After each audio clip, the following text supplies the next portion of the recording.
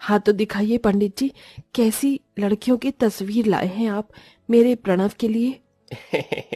इस बार तो ऐसा रिश्ता लेके आया हूं नयनतारा जी कि आप ना नहीं कह पाएंगी। ये देखिए। पंडित जी एक काली लड़की की तस्वीर दिखाते हैं जिसकी नयनतारा बेइज्जती करने लगती है। आय हाय पंडित जी, ये कैसी लड़की दिखा रहे हैं? आपने तो मेरे दांत खट्टे कर दिए। मतलब इतनी काली। खुद ही सोचिए, मेरा प्रणव खोए की बर्फी है और ये काला गुलाब जामुन। हाँ, जरा भी जोड़ी नहीं लगेगी। देखिए बहन जी, अब आपको भर भर कर दहेज भी चाहिए और बहू भी काली नहीं। तो दोनों बातें थोड़े ना होंगी। बाकी देख लीजिए, लड़की माँ बाप की इकलौती है। बिन मांगे इतना दहेज देंगे कि आप शायद रख नहीं पाएंगी। समझदारी इसी में है बहन जी कि आप काले रंग के चलते ये मालदार पार्टी छोड़िए मत। नयनतारा दहेज के लालच में हाँ बोल देती है। वो लालची किस्म की थी जो अपने बेटे के लिए पैसे वाला घर देख रही थी। अगले दिन लड़की देखने जाने के लिए तीनों तैयार हो गए। तभी प्रणव के घर पर एक गोरी लड़की का वीडियो कॉल आया। हाय शुगर लिप्स, आज तुम तो अपनी चार्वी को मॉर्निंग वाइब देना ही भूल गई।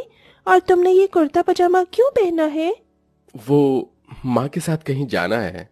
कहीं तुम्हारी माताश्री ने शादी वादी तो फिक्स नहीं कर दी? इतने में नयनतारा अंदर कमरे से आ जाती है जिसे प्रणव कॉल काट देता है। चार्वी, माँ आ रही है, मैं करता हूँ बाद में। काट दिया मेरा कॉल। काट दिया तो काट दिया, हु केयर्स। मर जावा गुड़ खा के। कितना स्नाट और भेरी भरी ब्यूटीफुल लग रहा है मेरा प्रणव।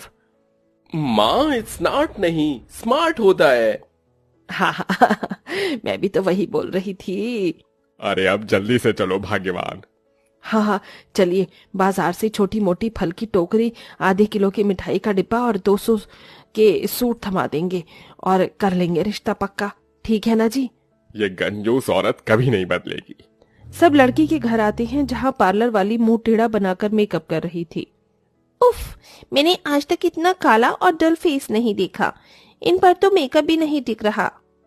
ऐसा करो, भर भर कर पाउडर लगा दो, पर अच्छा मेकअप करना ताकि लड़के वाले को पसंद आ जाए। भगवान जब एक लड़की को काला बना देता है तो उसे बहुत ही कठिनाइयों से गुजरना पड़ता है। इस दुनिया जमाने में भी कड़वे ताने सुनने पड़ते हैं। बहन जी, भाई साहब, ये मेरी किरण है, मेरे दिल का टुकड़ा, मेरा सब कुछ इसी का है। ये सुनकर किरण की होने वाली सास की आंखें लालची लोमड़ी जैसी चमक जाती हैं। घर तो अच्छा खासा बना रखा है, ऊपर से ये काला खट्टा। इकलौती बेटी है, मुंह खोलकर दहेज के मांगना, इज्जतदार लोग लगते हैं खुद ही देंगे। बहन जी, क्या विचार किया आपने? हमारी बिटिया आपको पसंद तो है? अब बहन जी, हमें लड़की पसंद है, बस शादी की तैयारी कीजिए। दोनों परिवार में शादी की साज सजावट और रस्में शुरू हो जाती हैं। किरण दिल में हजारों सपने लेके विदा होकर ससुराल आती है, जहां आरती की थाली लिए नयनतारा खुद में खुशी मनाते हुए मुस्कुरा रही थी।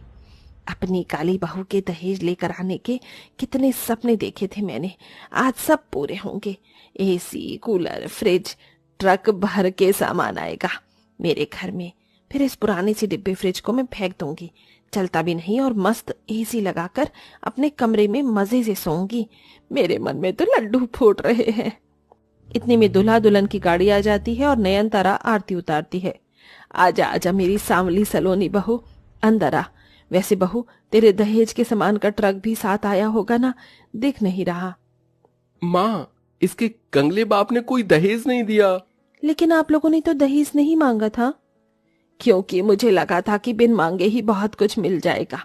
हे भगवान, ये शादी करके तो मैं फंसी गई। सास सर पटक लेती है और पंडित को भी कोसने लग जाती है। अरे बेड़ा गर्क हो तेरा पंडित, उस दिन तो बड़ी लंबी लंबी फेंक रहा था कि इतना दहेज देंगे। ये 4 स्टील के बर्तन और एक पेटी कपड़े के साथ हमारे गले डाल दिया इस काली कलूटन को। ससुराल की दहलीज पर से ही काली बहू को सास और पति का तिरस्कार मिलता है। काली बहू की आंख से बहते आंसुओं को देखकर ससुर सुरेंद्र उसे समझाते हैं। बहू दुल्हन तो तू इस घर की बन गई, लेकिन अपने सास और पति के दिल में एक जगह तुझे खुद बनानी होगी, और ये बड़ा कठिन है। दे पाएगी ये अग्नि परीक्षा? हाँ बाबूजी, मैं कर दूंगी हर परीक्षा। सहमी हुई सी किरण पति के कमरे में आती है। जी, मैं अपना सामान कहाँ रखूं? रख दो मेरे सिर पर। मेरी जिंदगी तो तुमने बर्बाद कर ही दी, मगर मेरे कमरे में तेरे लिए कोई जगह नहीं है, समझी? अजी, मैं आपकी पत्नी हूँ। अग्नि के 7 फेरे लेकर आपने मुझे ये दर्जा दिया है। मेरा तो अपमान कर ही रहे हैं, कम से कम इस रिश्ते का तो मान रख लीजिए। इतने में सास कमरे में आ जाती है और इस बेचारी के बाल नोच कर सताती हुई बोली, क्यों रे कोयला खदान, क्यों मेरे बेटे का दिमाग खा रही है? आ, तेरी जगह मैं तुझे दिखाती हूँ। नयनतारा काली बहू को रसोई में पटक देती है। रात भर बेचारी काली बहू गर्मी में बेचैन होती रही। ऐसा कोई भी दिन किरण का नहीं बीतता जब उसे दहेज के लिए ताने नहीं मिलते। ओहो, इस गर्मी ने तो दुखी कर दिया है। अरे ओ काली कलूटन, शरबत मांगा था तुझसे, ला जल्दी। लाई माँ जी, ये लीजिए। एक घूंट पीते ही वो गर्मी दिखाने लग जाती है। हाय हाय, ये शरबत भी कितना गर्म है। सोचा था मेरी काली बहू दहेज में फ्रिज कूलर तो लाएगी, मगर मेरे तो कर्म फूट गए।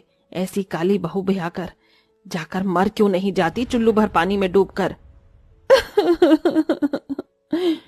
टूटे दिल से किरण चली जाती है।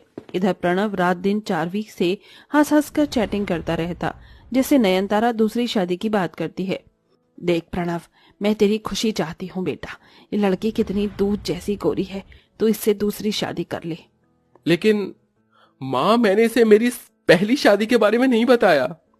अरे कौन कह रहा है बताने को? इसके लिए तो तू कवारा है। इस काली बहू से तेरा तलाक करवा के मैं इसकी सौतन ले आऊंगी, और गर्मी का मौसम है तो मैं भी तो दहेज में कूलर फ्रिज मांगूंगी और मोटे मोटे गहने भी। दरवाजे से लगकर किरण सब सुन लेती है और सिसक सिसक कर रोने लगती है। तो क्या दहेज के कूलर फ्रिज और चंद गहनों के लिए माँ जी मेरी सौतन लाएंगी? क्या दहेज के आगे दिल के रिश्ते का कोई मोल नहीं? अगले दिन चोरी चोरी दोनों चारवी के घर आते हैं, जहां नयनतारा उसके घर को घूर घूर के देखकर बोलती है, कितनी ठंडक है यहाँ, काफी इम्पोर्टेड एसी लगती है, तभी तो इतना चिल्ड कर रखा है घर। पैसे भी तो मोटे लगे हैं इसमें, और गर्मी में मेरा दम निकलता है, एसी के बिना आदत नहीं। देखो बहू, तुम मुझे पसंद हो, बस दहेज में मेरे घर कूलर और डबल डोर का फ्रिज ले आना, और मोटे मोटे जेवर भी मेरे लिए। श्योर श्योर मम्मी जी, आपको मुंह मांगा दहेज मिलेगा, और ये रहे जेवर, देख लीजिए। अरे वाह, ये तो एकदम खरे सोने के हैं।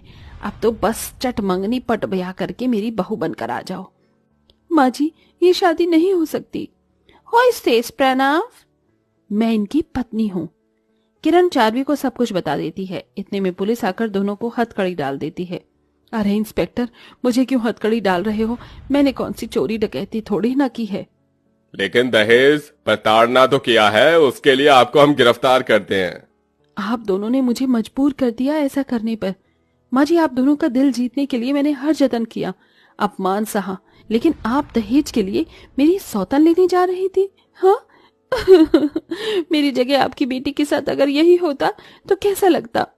ये सुनकर नयनतारा के दिलो दिमाग पर से लालच का पर्दा हट जाता है। बहू, मुझे माफ कर दे, मैंने तेरा दर्द देखा नहीं, दहेज के चक्कर में मैं लालची हो गई थी। अरे, सबसे ज्यादा कसूरवार तो मैं हूँ, जिसने कभी तुम्हें इज्जत नहीं दी। माँ, आपको कूलर फ्रिज जो भी चाहिए मैं कमा कर ला दूंगा, लेकिन अब मुझे मेरी पत्नी चाहिए। चारवी, मुझे माफ कर देना, मैंने तुम्हें भी धोखे में रखा। इट्स ओके प्रणव, किरण तुम्हारे लिए बेस्ट लाइफ पार्टनर है, उसकी जैसी तो मैं भी नहीं हूँ। मैं तुम्हारी सौतन नहीं बनूंगी किरण। सबका पछतावा देखकर किरण का दिल पिघल जाता है। वो कंप्लेंट वापस ले लेती है, जिसके बाद सारा बैर मन से निकालकर प्रणव उसे अपना लेता है और नयनतारा भी दहेज की बुरी लालच छोड़ देती है।